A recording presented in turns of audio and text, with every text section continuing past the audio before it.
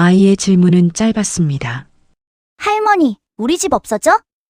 그날 저녁은 평소와 다르지 않았습니다.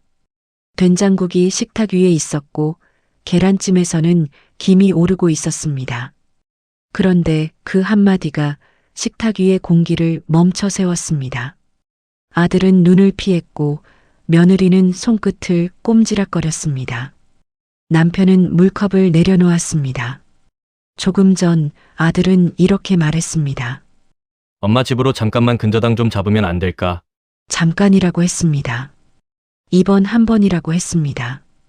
요즘은 다 그렇게 한다고 했습니다. 은행은 밝았습니다. 직원은 차분하게 말했습니다. 여기 서명하시고 도장 찍으시면 됩니다. 간단한 문장이었습니다. 도장 하나면 된다고 했습니다. 하지만 그 종이 위에는 집이 아니라 제 노후가 올라가 있었습니다. 연체가 지속되면 경매 절차로 넘어갈 수 있습니다. 그 말을 듣는 순간 40년이 떠올랐습니다. 새벽에 일어나 도시락 싸던 시간, 허리 아파도 참으며 일하던 시간, 자식 학원비 때문에 고기 반찬을 줄이던 시간, 그 모든 시간이 그 종이 위에 놓여 있었습니다. 저는 도장을 찍지 않았습니다. 하지만 압박은 멈추지 않았습니다. 이번 달만 이자만 막으면 돼. 오늘 안 되면 큰일 나. 휴대폰은 밤마다 울렸습니다. 송금 버튼을 누르는 손끝이 차가웠습니다. 통장 잔액은 소리 없이 줄어들었습니다. 남편은 말이 줄었고 저는 잠이 줄었습니다. 어느 날 남편이 말했습니다. 그 조금이 계속이면 우리도 무너져. 도움을 끊으면 자식이 무너질 것 같고 계속 도우면 제가 무너질 것 같았습니다. 양쪽 모두 낭떠러지였습니다. 그때 깨달았습니다. 이번 달만이라는 말에는 끝이 없다는 것을요. 저는 그날 처음으로 말했습니다. 집은 내 노후의 전부야. 사랑에도 넘지 말아야 할 선이 있다는 걸 그제야 배웠습니다. 우리 집을 더 담보로는 못 준다. 목소리는 떨렸습니다. 하지만 멈추지 않았습니다. 그날 밤 일기장에 한 줄을 썼습니다. 다 퍼주는 것만이 진정한 사랑이 아니다라고요. 그리고 몇 달 뒤 아이가 다시 물었습니다. 우리 집 안 없어지지? 이번에는 피하지 않았습니다. 아이의 손을 잡고 말했습니다. 할머니 집은 할머니가 지킬 거야. 그 말은 아이에게 하는 말이면서 제 자신에게 하는 약속이었습니다. 부모는 자식을 사랑합니다. 그래서 돕습니다. 하지만 사랑은 때로 선을 흐리게 만듭니다. 자식은 다시 시작할 수 있습니다. 하지만 부모의 노후는 다시 시작이 없습니다. 그래서 저는 제 삶을 지키기로 했습니다. 조용하지만 단단하게. 그리고 그 이야기를 지금부터 들려드리려 합니다. 부산 동구 초량동. 겨울 끝자락 바람이 아직 매섭습니다. 오후 4시쯤이면 해가 빠르게 기울지요. 정숙은 늘 그 시간에 창문을 닫습니다. 바람이 틈으로 들어오면 무릎이 먼저 알아채거든요. 오래된 아파트 12층. 엘리베이터는 느립니다. 하지만 그 느림이 정숙에게는 오히려 익숙한 속도였습니다. 서두르지 않아도 되는 살. 정숙은 그것을 오랫동안 바라왔습니다. 정숙은 68입니다. 퇴직한 지 5해가 지났어요. 삶은 크게 달라지지 않았습니다. 아침이면 물을 끓이고 밥을 짓습니다. 국을 데우고 창문을 열어 바깥 공기를 한번 들입니다. 동네 시장에 가면 상인이 얼굴을 알아보고 귤을 한 알 더 얹어줍니다. 그런 작은 인사가 하루를 지탱합니다. 정숙은 젊은 시절부터 손이 부지런했습니다. 공장도 다니고 식당도 했습니다. 아이 둘을 키우면서도 쉰 적이 없었지요. 딸은 결혼해 대전에 살고 아들 준혁은 부산에 남았습니다. 가까이 있다는 게 좋은 건지 어떤 건지 정숙은 가끔 생각하곤 했습니다. 거실 한쪽에는 오래된 서랍장이 있습니다. 서랍장 안에는 정숙이 평생 모아온 것들이 가지런히 누워 있지요. 통장, 보증서, 보험 서류, 그리고 남편 태호가 혹시 몰라 하며 끼워둔 메모지들. 정숙은 그 서랍을 자주 열지 않습니다. 열지 않아도 되는 삶이 안정된 삶이라고 믿어왔으니까요. 태호는 일찍부터 정숙 옆에 앉아 저녁 뉴스를 봅니다. 말수는 줄었지만 눈빛은 여전히 단단합니다. 서로 말이 없어도 숨소리만 들어도 마음이 놓이는 사이. 오래 함께 산다는 건 그런 것이지요. 정숙의 일상에는 하나의 규칙이 있습니다. 자식들에게 먼저 전화하지 않는 것. 괜히 바쁜 시간을 방해하고 싶지 않아서였어요. 대신 주말이면 아들 준혁이 손주를 데리고 들르곤 합니다. 손주 민우는 6살입니다. 집에 오자마자 현관 신발을 아무렇게나 벗어두고 소파로 뛰어오릅니다. 쿠션을 끌어안고 깔깔 웃지요. 정숙은 그 웃음소리가 좋았습니다. 그날만큼은 무릎 통증도 잠깐 잊게 되었으니까요. 그날도 비슷했습니다. 토요일 저녁, 부엌에는 된장국 냄새가 얕게 깔렸고 식탁 위에는 김치와 멸치볶음이 가지런했습니다. 정숙은 손주가 좋아하는 계란찜을 한 번 더 내어놓았어요. 따뜻하고 익숙한 저녁이었습니다. 태호는 말없이 물을 따랐습니다.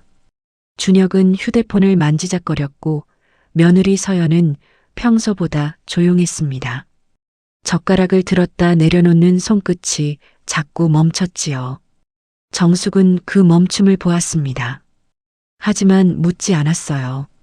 부부 사이에 무슨 일이든 언젠가 지나갈 거라 생각했으니까요. 식사가 거의 끝났을 때였습니다. 준혁이 물컵을 내려놓았어요. 소리가 생각보다 크게 났습니다. 태호가 고개를 들었고 정숙도 자연스럽게 준혁의 얼굴을 보게 됩니다. 준혁은 눈을 잠깐 피했다가 다시 정숙을 바라봤습니다. 엄마, 나 잠깐 얘기 좀 할 수 있어? 정숙은 고개를 끄덕였습니다. 별일 아니겠지. 그런 표정을 지으려 했어요. 하지만 준혁의 목소리는 평소보다 낮았습니다. 서연은 옆에서 손가락을 꼼지락거렸고 민우는 계란찜을 뜨다가 잠깐 멈춰두를 번갈아 봤습니다. 준혁이 의자를 앞으로 당겼습니다. 허리를 세우고 앉았지만 어깨는 묘하게 안으로 말려 있었어요. 마치 누군가에게 혼나기 직전의 자세 같았습니다. 집 있잖아. 엄마 집. 그걸로 잠깐만 근저당 좀 잡으면 안 될까? 정숙은 그 말을 바로 이해하지 못했습니다. 근저당, 은행, 담보. 머릿속에서 단어들이 천천히 연결됩니다. 입술을 한번 다물었다가 다시 열었어요. 무슨 말을 해야 할지 문장이 먼저 나오지 않았습니다. 태호의 얼굴이 굳었습니다. TV 소리가 여전히 나오는데도 거실이 갑자기 조용해진 느낌이 들었지요. 서연은 그제야 눈가가 붉어졌습니다. 눈물을 참으려는 사람 특유의 표정, 아래로 당긴 입꼬리, 떨리는 콧방울. 어머님, 저희가 진짜 이번 한 번만요. 이번 달만 넘기면.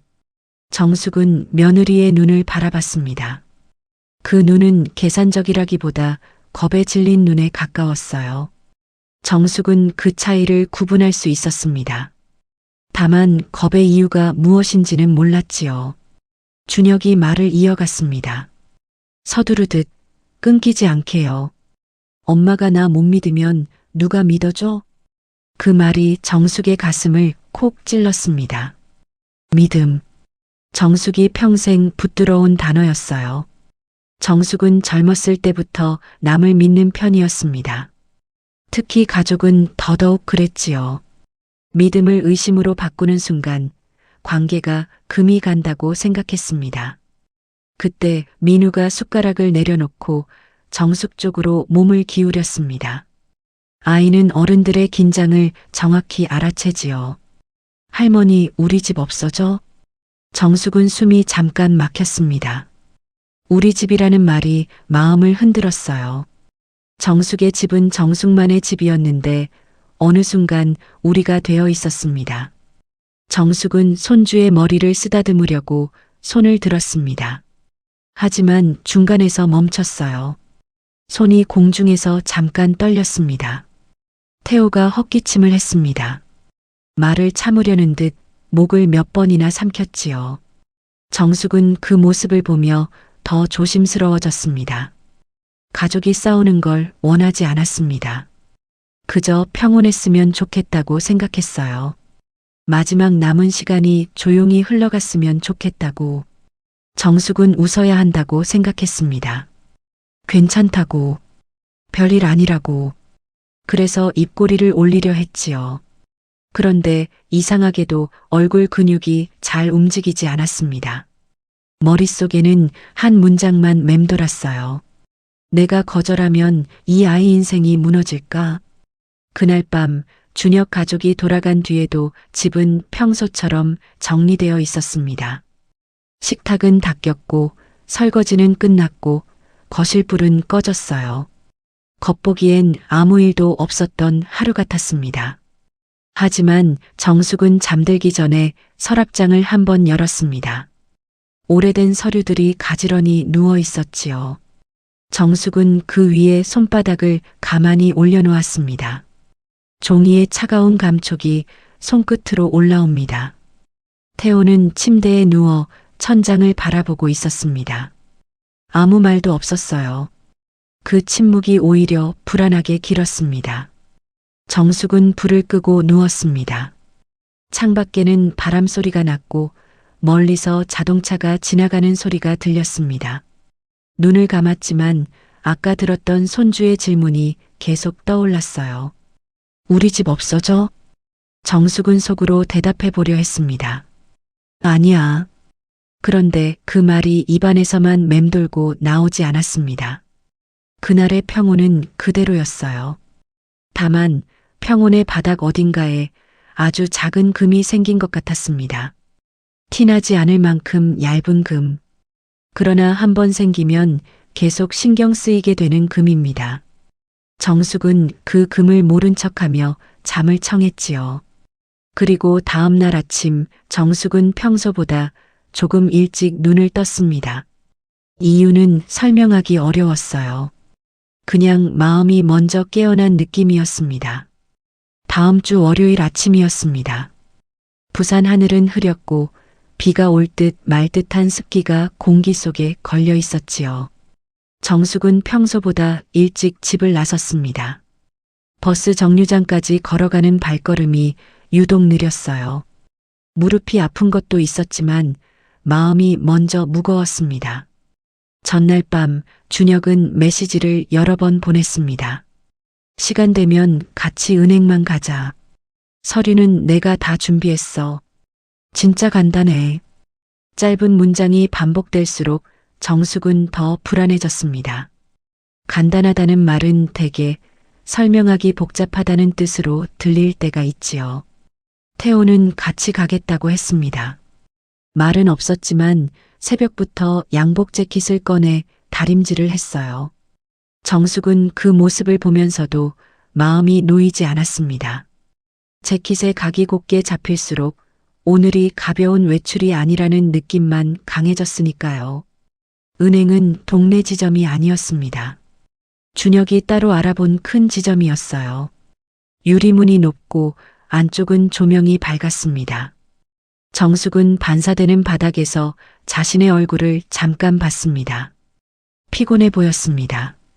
준혁은 이미 와 있었습니다. 손에는 서류 봉투가 들려 있었고 옆에는 서연도 서 있었어요. 서연은 화장을 조금 진하게 했습니다. 눈밑을 가린 흔적이 보였지요. 울었거나 울 것 같은 사람의 얼굴이었습니다. 엄마, 아빠, 여기야. 어서 들어가요. 서연이 허리를 숙이며 인사했습니다.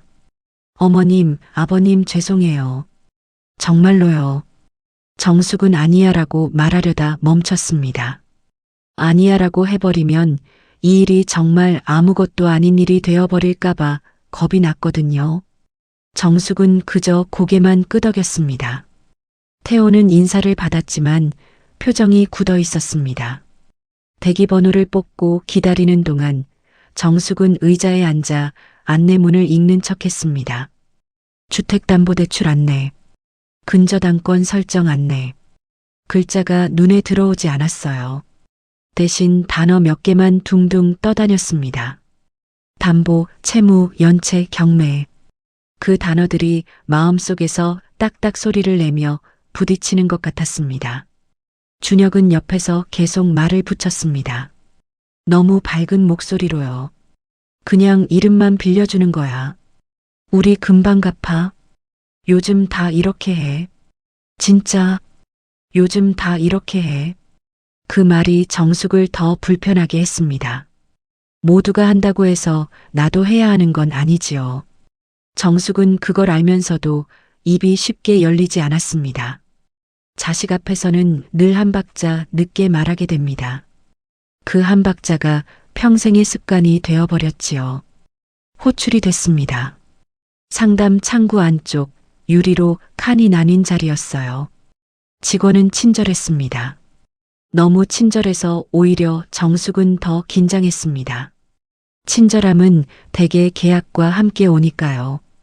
직원이 서류를 넘기며 차분하게 설명했습니다. 말은 빠르지 않았지만 정숙에게는 그 모든 문장이 낯설었습니다. 직원의 목소리가 멀어졌다 가까워지는 느낌이었어요. 근저당권 설정이고요.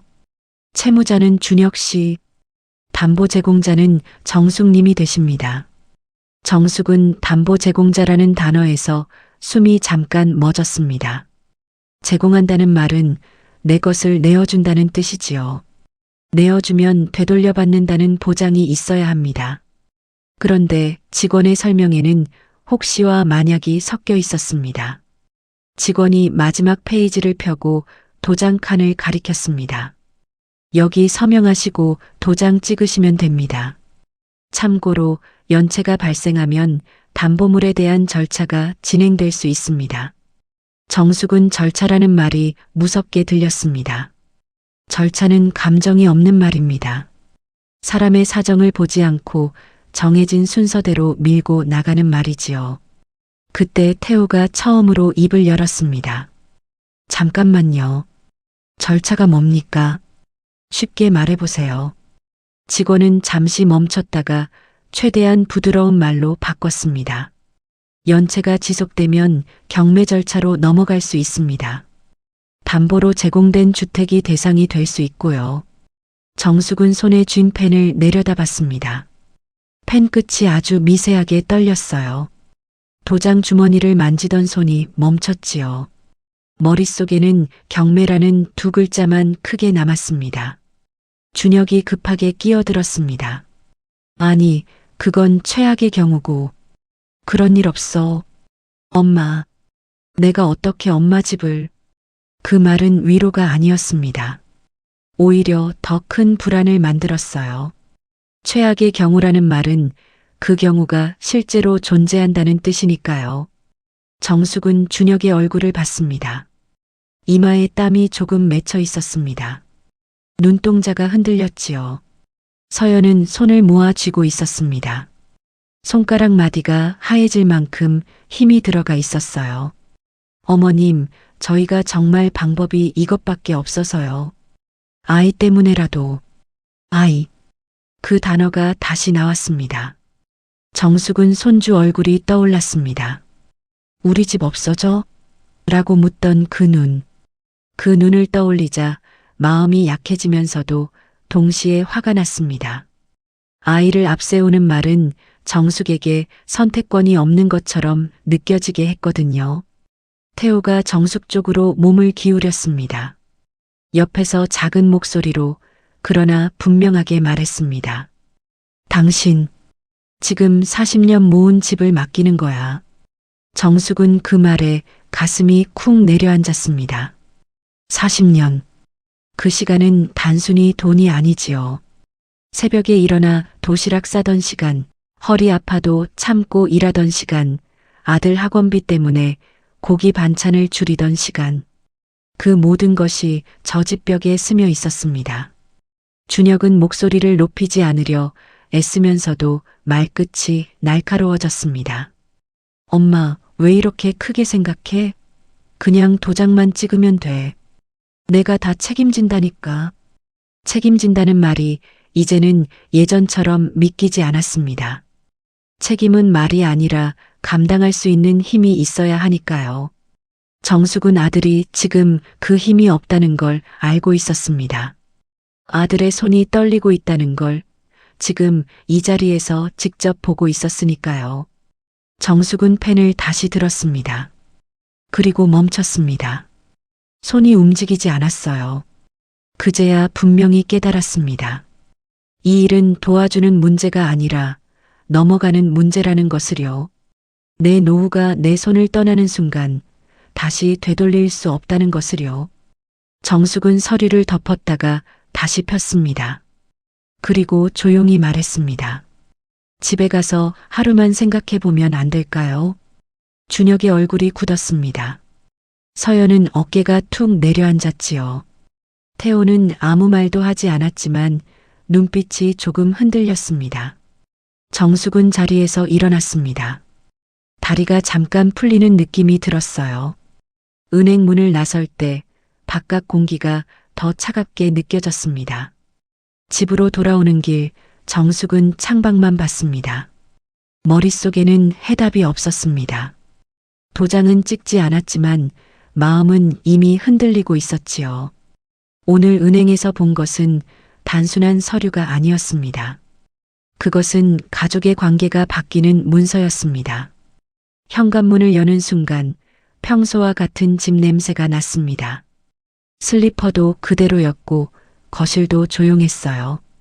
겉보기엔 아무것도 변하지 않았습니다. 하지만 정숙의 마음속에서는 어떤 것이 이미 시작되고 있었습니다. 은행에서 돌아온 뒤 집안의 공기가 달라졌습니다. 크게 달라진 것은 없었어요. 식탁은 늘 그 자리에 있고 TV 소리도 비슷하게 흘러나왔습니다. 다만 정숙은 자꾸만 시계를 봤습니다. 이유 없이요. 시간이 지나면 마음이 정리될 줄 알았는데 정리는커녕 더 촘촘하게 얽혀갔습니다. 준혁은 그날 저녁부터 전화가 잦아졌습니다. 한 번은 밝게, 한 번은 급하게, 또 한 번은 목소리를 눌러서요. 벨이 울릴 때마다 정숙은 심장이 먼저 움찔했습니다. 받기 전부터 무슨 말이 올지 알 것 같았거든요. 태호는 말이 더 줄었습니다. 말 대신 행동이 늘었습니다. 아침이면 신문을 2번 접어놓고 저녁이면 창문을 더 꼼꼼히 닫았습니다. 작은 일들에 예민해졌지요. 정숙은 그 예민함을 걱정이라고 이해하려 했습니다. 하지만 가끔은 남편이 자신을 탓하는 것처럼 느껴졌어요. 며칠 뒤 준혁이 집에 찾아왔습니다. 혼자였습니다. 손에는 편의점 봉지 하나, 과일도 아니고 떡도 아니었습니다. 봉지 안에서 음료병이 달그락거렸지요. 준혁은 거실에 앉자마자 등을 소파에 붙이지 못했습니다. 앞으로 기울어진 자세로 손을 무릎 위에 얹고 있었습니다. 엄마, 나 진짜 이번 달만 좀 버티면 돼. 정숙은 대답하지 않았습니다. 대답을 하면 그 대답이 무슨 의미가 될지 너무 선명했거든요. 준혁은 침묵을 견디지 못하는 사람처럼 말을 이어갔습니다. 큰 돈 달라는 것도 아니고 이자만 막으면 돼. 이자만. 그 말은 작게 들리지만 끝이 없는 말입니다. 이자는 한 달만 존재하지 않습니다. 다음 달에도 붙고 그 다음 달에도 붙지요. 정숙은 그걸 알면서도 준혁의 얼굴을 보고 흔들렸습니다. 얼굴에는 피로가 붙어 있었고 눈밑이 깊이 꺼져 있었습니다. 태호가 부엌에서 물컵을 들고 나왔습니다. 컵을 내려놓는 손이 단단했습니다. 정숙은 남편의 손을 보며 마음이 더 무거워졌습니다. 은행에서 너도 들었지. 그게 이자만으로 끝나는 일이 아니야. 준혁은 고개를 숙인 채 말했습니다. 아빠, 나도 알아. 근데 방법이 없어. 없어. 그 말을 내뱉는 순간 정숙은 느꼈습니다. 이 대화는 설득이 아니라 압박으로 흐르겠구나. 서연도 뒤이어 연락을 하기 시작했습니다. 전에는 준혁을 통해서만 말이 왔는데 이제는 서연이 직접 문자를 보냈습니다. 길지 않았어요. 죄송합니다. 이번 달만 부탁드립니다. 아이 문제라서요. 그 문장들 사이에는 늘 같은 단어가 끼어 있었습니다. 이번 달만. 어느 순간 그 말은 주문처럼 들렸습니다. 반복하면 현실이 바뀔 것처럼요. 정숙은 결국 작은 돈을 먼저 보냈습니다. 통장에 찍힌 금액은 크지 않았어요. 그렇지만 송금 버튼을 누르는 손끝이 차갑게 느껴졌습니다. 그 버튼 하나로 선을 넘는 기분이었지요. 며칠 후 또 연락이 왔습니다. 미안한데 이번 주만. 그 다음엔 이번 달만 조금 더. 정숙은 조금 더가 얼마나 큰지 가늠할 수 없었습니다. 숫자를 묻는 순간 관계가 깨질까봐 겁이 났어요. 그래서 묻지 않았습니다. 정숙은 시장에 가서 장을 볼 때도 손이 멈췄습니다. 두부를 하나 더 집을까 망설였습니다. 예전엔 그 정도 고민을 하지 않았는데 이제는 통장 잔액이 자꾸 떠올랐어요. 잔액이 줄어드는 속도는 소리 없이 빠릅니다. 태호도 알고 있었습니다. 정숙이 몰래 보낸 걸요. 그걸 알게 된 날 태호는 아무 말도 하지 않았습니다. 그 침묵이 더 무서웠어요. 저녁 식탁에서 태호가 물었습니다. 보냈지. 정숙은 낮게 대답했습니다. 네. 태호가 다시 물었습니다. 얼마? 정숙은 겨우 말했습니다. 조금. 태호는 한참 있다가 말했습니다. 그 조금이 계속이면 우리도 무너져. 그날 밤 정숙은 침대에 누웠지만 잠이 오지 않았습니다. 옆에서 태호는 돌아누운 채 숨만 쉬었습니다. 말이 없었습니다. 정숙은 그 숨소리를 듣다가 갑자기 자신이 혼자라는 느낌을 받았습니다. 가족이 있는데도요. 며칠 뒤 서연이 아이를 데리고 집에 왔습니다. 준혁은 없었습니다. 서연은 아이를 거실에 앉혀놓고 부엌 쪽으로 정숙을 조용히 불렀습니다. 문을 완전히 닫지도 완전히 열지도 않은 채였어요. 그 어정쩡한 문틈이 두 사람 사이의 거리 같았습니다. 서연은 고개를 깊이 숙였습니다. 어머님, 저도요. 진짜 싫어요. 근데 요즘 부모님들은 다 해주세요. 다들 그렇게 버티고 살더라고요. 다 해주세요. 그 말은 위로처럼 들리지 않았습니다. 비교였어요. 해주지 않으면 이상한 부모가 되는 느낌. 해주면 당연한 부모가 되는 느낌. 정숙은 그 비교가 자신의 죄책감을 건드리는 걸 느꼈습니다. 그때 거실에서 민우가 장난감을 굴리며 말했습니다. 할머니, 우리 이사가? 정숙은 대답을 못했습니다. 서연도 잠깐 멈췄지요. 그 짧은 멈춤이 정숙에게는 긴 낭떠러지처럼 느껴졌습니다. 그날 이후 돈을 보내는 건 사건이 아니라 일상이 되었습니다. 정숙은 송금 내역을 지우듯 빠르게 넘겨봤고 태호는 식탁에서 말을 줄였습니다. 둘은 서로를 피하지 않으려 애쓰면서도 자연스럽게 거리를 두었습니다. 가까이 있으면 싸울 것 같았거든요.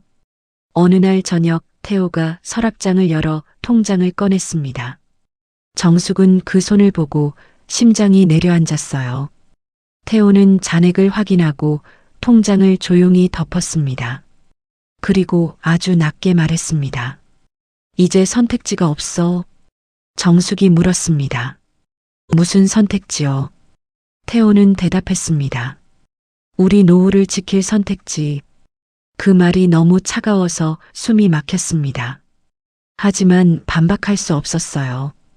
이미 잔액은 줄어 있었고 준혁의 요구는 줄지 않았습니다. 그날 밤 준혁에게서 전화가 왔습니다. 목소리는 이전보다 더 급했어요. 엄마, 오늘 안 되면 진짜 큰일 나. 정숙은 말했습니다. 준혁아, 나도. 준혁이 끊어 말했습니다. 엄마, 나 지금 벽 앞이야. 정숙은 손에 쥔 휴대폰을 내려다봤습니다. 화면이 밝았습니다. 그 밝음이 오히려 잔인했어요. 전화를 끊고 나서 정숙은 거실에 앉아 한참을 움직이지 않았습니다. TV는 켜져 있었지만 소리는 들리지 않았어요. 태호는 방 안에 있었고 정숙은 혼자였습니다. 정숙은 그제야 분명히 느꼈습니다. 이번 달만이라는 말에는 끝이 없다는 것을요. 이번 달이 지나면 다음 달이 오고 그 다음 달은 더 무거울 수 있다는 것을요. 선택지는 점점 사라졌습니다. 도움을 끊으면 가족이 무너질 것 같고 계속 돕자니 내가 무너질 것 같았습니다. 양쪽 모두 낭떠러지였지요. 정숙은 아는 지인에게 조심스럽게 물어보기도 했습니다. 비슷한 나이의 이웃 순자 씨였습니다. 순자 씨는 한숨을 쉬며 말했습니다. 나도 아들한테 퇴직금 다 줬어. 그게 끝이었어요. 정숙은 그 말을 듣고 더 무서워졌습니다. 끝. 그 단어가 너무 가까이 있었습니다. 정숙은 창문을 열었다가 다시 닫았습니다. 바람이 들어오면 무릎이 아픈데 오늘은 무릎보다 마음이 더 시렸습니다. 이 위기를 어떻게 극복할 것인가? 대답은 없었습니다. 다만 절망의 높이만 조금씩 올라가고 있었습니다. 경매 통지서는 갑작스럽게 오지 않았습니다. 대신 은행에서 안내 문자가 먼저 왔지요. 이자 납입 지연. 짧은 문장이었습니다. 정숙은 그 문장을 몇 번이나 다시 읽었어요. 숫자는 크지 않았지만 의미는 가볍지 않았습니다. 그날 아침 정숙은 평소처럼 밥을 지었습니다.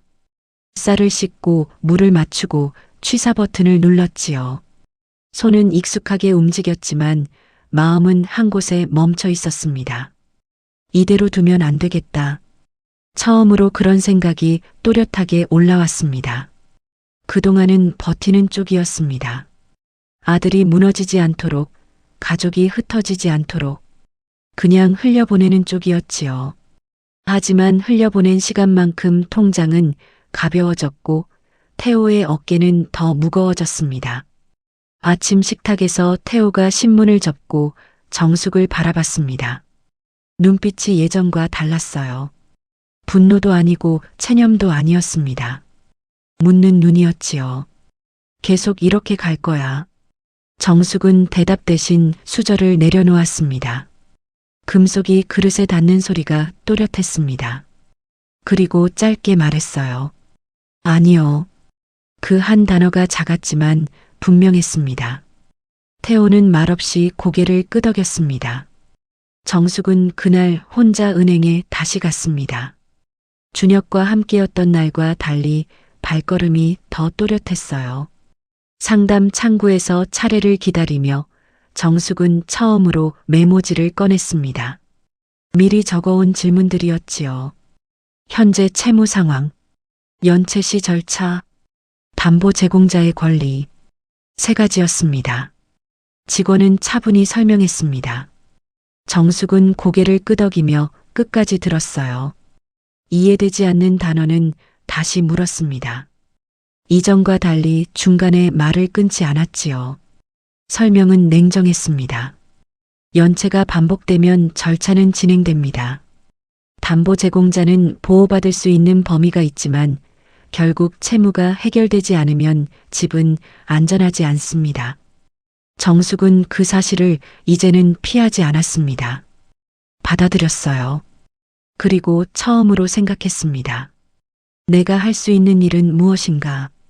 집으로 돌아오는 길 정숙은 휴대폰을 꺼냈습니다. 준혁에게 전화를 걸었습니다. 벨이 길게 울렸습니다. 엄마, 이번 주에 시간 내라.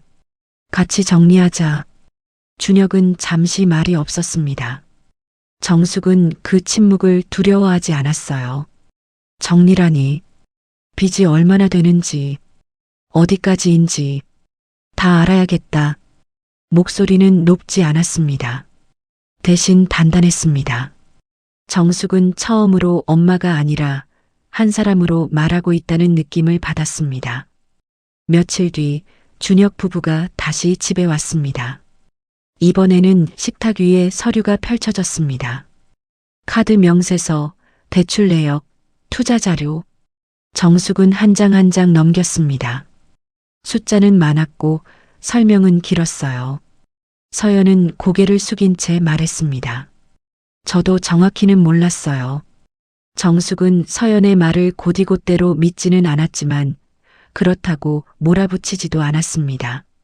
중요한 건 책임을 가리는 일이 아니라 방향을 정하는 일이었지요. 태호가 서류를 보며 조용히 말했습니다. 이건 우리 힘으로 다 막을 수 있는 규모가 아니야. 그 말이 방 안에 오래 남았습니다. 준혁의 얼굴이 굳었어요. 예전 같으면 정숙이 먼저 괜찮다라고 말했을 겁니다. 하지만 이번에는 입을 열지 않았습니다. 정숙은 숨을 한번 고르고 말했습니다. 집은 지켜야 한다. 그건 선이다. 선이다. 그 단어가 식탁 위에 놓였습니다. 그 선을 넘지 않겠다는 의미였어요. 준혁이 고개를 들었습니다. 눈빛이 흔들렸습니다. 그럼 나보고 어떻게 하라는 거야? 정숙은 천천히 말했습니다. 내가 내 빚을 직접 보자. 도움을 찾자. 우리 집을 더 담보로는 못 준다. 정숙은 그 말을 하며 손을 꽉 쥐었습니다. 떨림이 있었습니다. 하지만 멈추지 않았어요. 완전한 해결은 아니었습니다. 빚이 사라진 것도 아니고 갈등이 끝난 것도 아니었지요. 다만 방향이 달라졌습니다. 정숙은 신용회복 상담을 알아보자고 제안했습니다.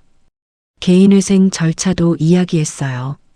그 단어들을 입에 올리는 것이 쉽지는 않았지만 현실을 피하는 것보다는 나았습니다. 준혁은 처음엔 반발했습니다. 그거 하면 나 신용 다 끝이야. 정숙은 조용히 말했습니다. 이미 벼랑이라고 했지 않니? 그 말은 날카롭지 않았습니다. 오히려 조용했어요. 정숙은 아들을 몰아세우지 않았습니다. 대신 자신이 어디까지 책임질지 분명히 했습니다. 그날 밤 집은 여전히 조용했습니다. 갈등이 사라진 것은 아니었어요. 서연은 눈물을 흘렸고 준혁은 한동안 말을 하지 않았습니다. 태호도 쉽게 웃지 않았지요. 하지만 정숙의 마음은 조금 달라져 있었습니다. 무너지지 않기 위해 무조건 안아주던 태도에서 함께 서기 위해 거리를 두는 태도로 바뀌고 있었습니다. 작은 선택이었습니다. 도장을 찍지 않겠다는 선택, 추가 담보를 거절하겠다는 선택, 대신 현실을 마주하겠다는 선택. 그 선택이 기적을 만들지는 않습니다. 하지만 방향을 바꾸고 있었습니다. 정숙은 그날 저녁 오랫동안 열지 않았던 일기장을 꺼냈습니다. 젊은 시절부터 끊어 쓰던 것이었어요. 마지막 장이 몇 년 전이었습니다. 정숙은 짧게 썼습니다. 오늘 아니오라고 말했다. 그것뿐이었습니다. 하지만 그 한 줄이 지금까지 쓴 어느 문장보다 묵직하게 느껴졌습니다. 정숙은 말을 했고 이제는 실행해야 했습니다. 말만으로는 아무것도 바뀌지 않지요. 집은 선이다.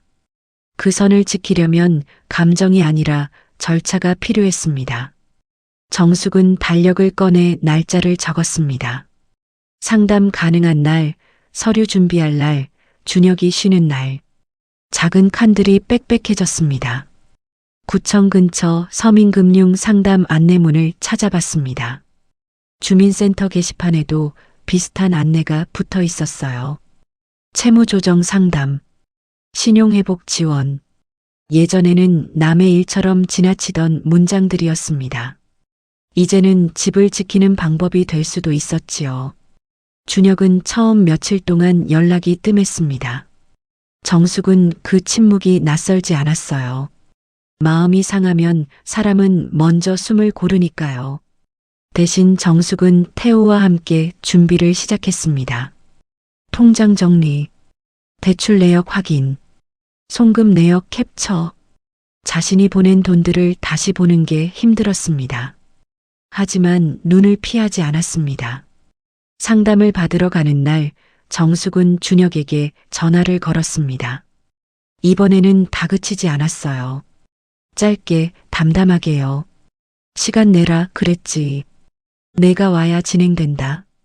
준혁은 잠시 숨을 고르더니 말했습니다. 알겠어. 갈게. 목소리는 여전히 무거웠습니다. 하지만 안 간다는 말은 아니었어요. 그 한마디가 정숙에게는 작은 진전이었지요. 며칠 뒤 준혁이 나타났습니다. 혼자였습니다. 서연은 아이를 맡길 곳이 없다며 다음에 오겠다고 했어요. 준혁은 문 앞에서 신발을 벗다가 잠깐 멈췄습니다. 예전처럼 바로 거실로 들어오지 못했지요. 정숙은 그 멈춤을 보고 마음 한쪽이 쓰렸습니다. 식탁에는 서류가 정리되어 있었습니다. 태호는 안경을 쓰고 앉아 있었고 정숙은 물을 끓여 따뜻한 차를 내왔습니다. 차를 내는 행동은 평소와 같았지만 오늘은 전투 준비처럼 느껴지기도 했지요. 상담 창구는 생각보다 소박했습니다. 화려한 은행과는 달랐어요. 작은 책상, 플라스틱 의자, 벽에 붙은 안내문. 그 소박함이 오히려 현실 같았습니다. 담당자는 말을 돌리지 않았습니다. 빚 규모를 먼저 정확히 확인해야 합니다. 감당 가능한 상환 계획이 필요하고요. 추가로 가족 담보를 걸면 위험이 커집니다. 정숙은 고개를 끄덕였습니다.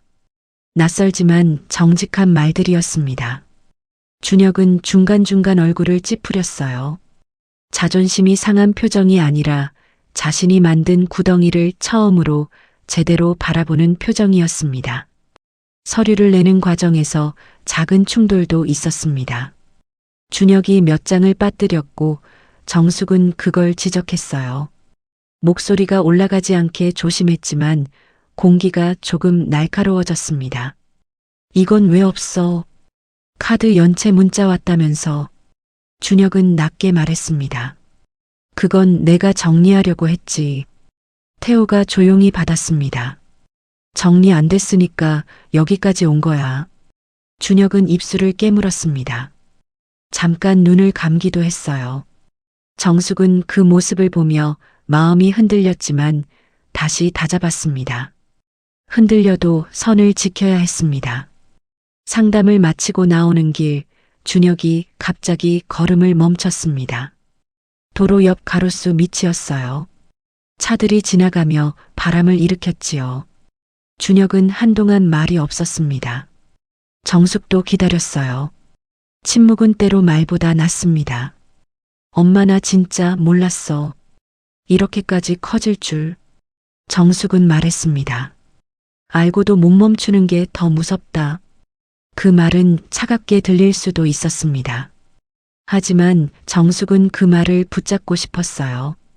준혁이 몰랐다고 말했을 때 이제는 알겠다로 가야 했거든요. 작은 성과도 있었습니다. 이자 부담을 조정하는 신청이 가능하다는 걸 알게 됐어요. 당장 빚이 사라지는 건 아니었지만 숨통이 조금 트일 수 있는 길이 보였지요. 준혁은 그 길을 해보겠다고 말했습니다. 그 말이 정숙에게는 작지만 큰 변화였습니다. 돌아오는 길에 준혁은 편의점에 들렀습니다. 따뜻한 캔커피를 2개 사서 하나를 정숙에게 내밀었어요. 이거 엄마 마셔. 정숙은 말했습니다. 괜찮다. 준혁이 고개를 저으며 말했습니다. 아니 그냥. 정숙은 그 그냥이 무엇인지 알 것 같았습니다. 미안함인지 고마움인지 혹은 둘 다인지. 정숙은 캔을 받았습니다. 손끝이 따뜻했지요. 그날 밤 서연에게서 메시지가 왔습니다. 오늘 상담 가주셔서 감사합니다. 정숙은 한참을 보고 있다가 답장을 보냈습니다. 길지 않게요. 같이 해야 한다. 아이는 지켜야지. 마음이 갑자기 풀리지는 않았습니다. 서연이 했던 비교의 말도 준혁이 했던 압박의 말도 그대로 남아있지요.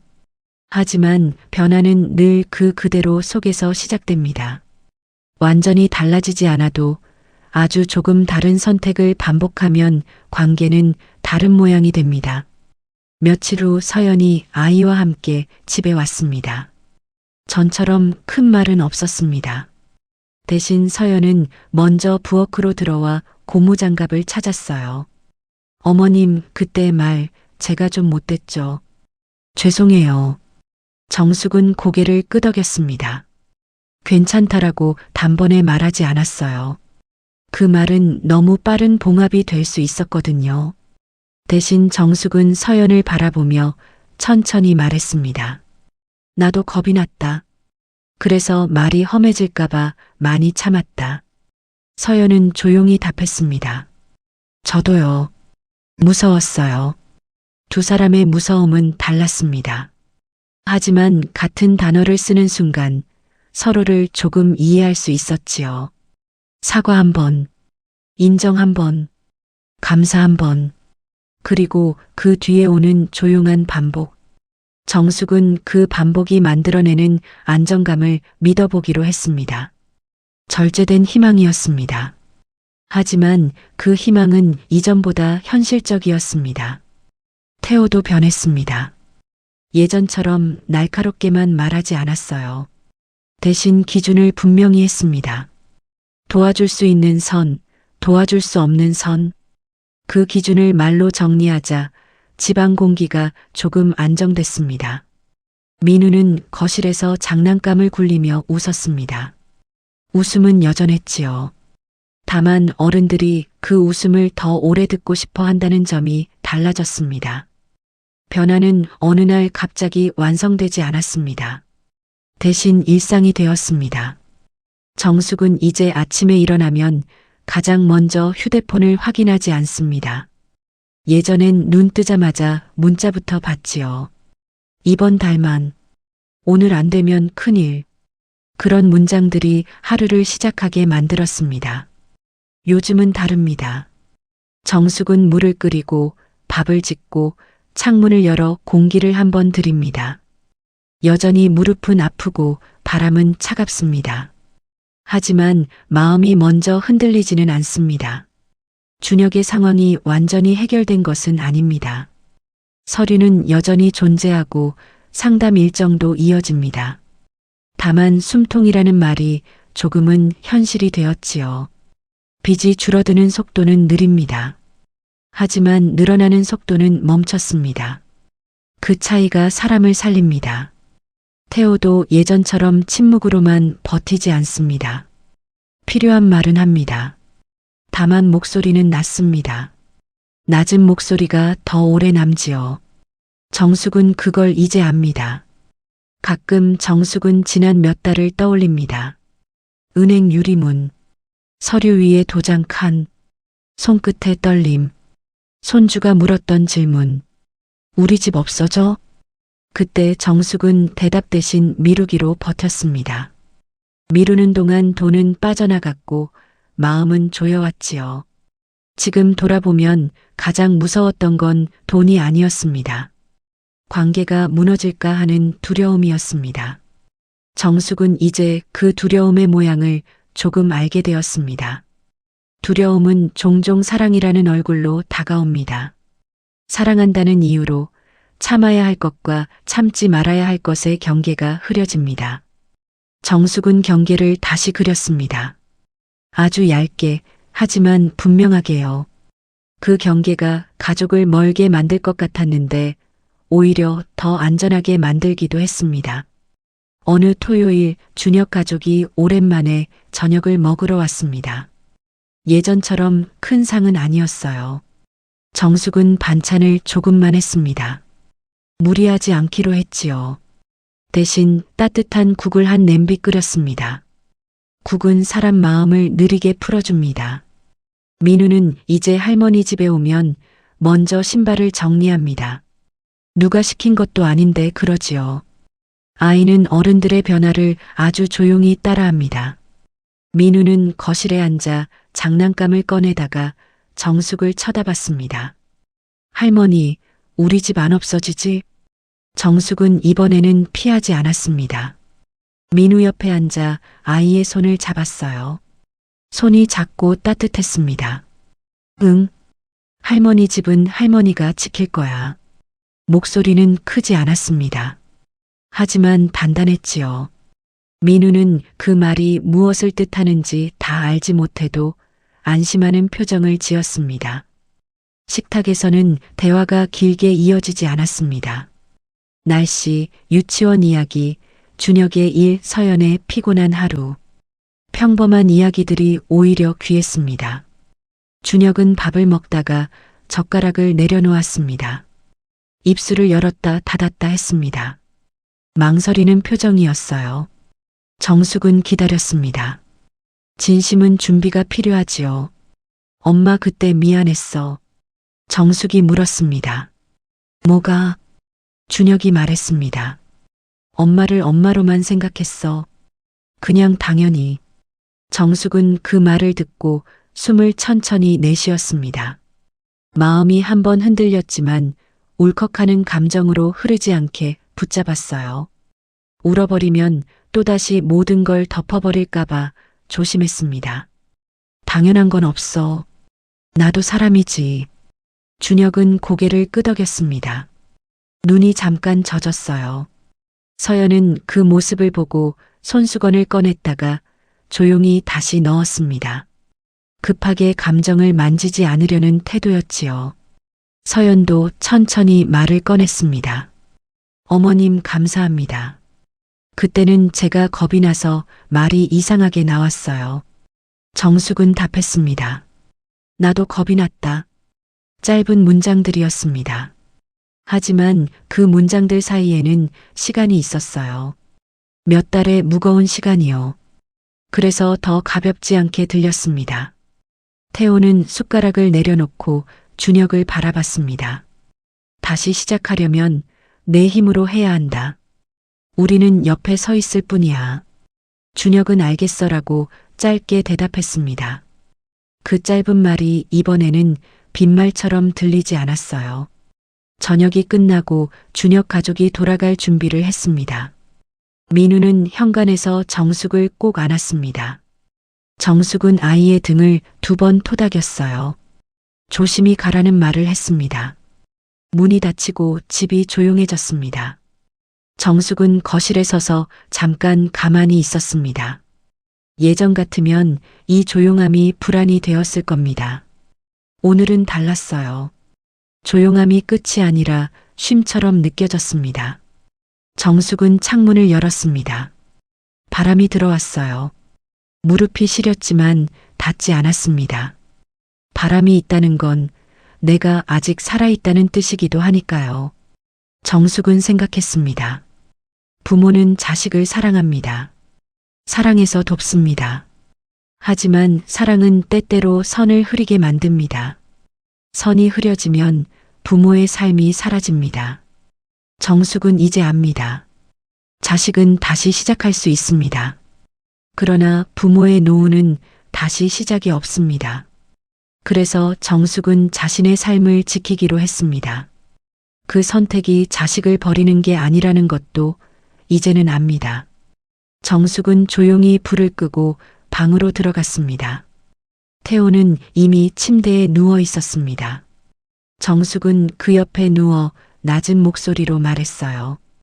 당신 우리 잘 버텼지요. 태호는 짧게 대답했습니다. 응, 앞으로도. 그 대답이 대단한 약속은 아니었습니다. 다만 오늘을 견딘 사람들의 말이었습니다. 정숙은 눈을 감았습니다. 내일도 바람은 불 겁니다.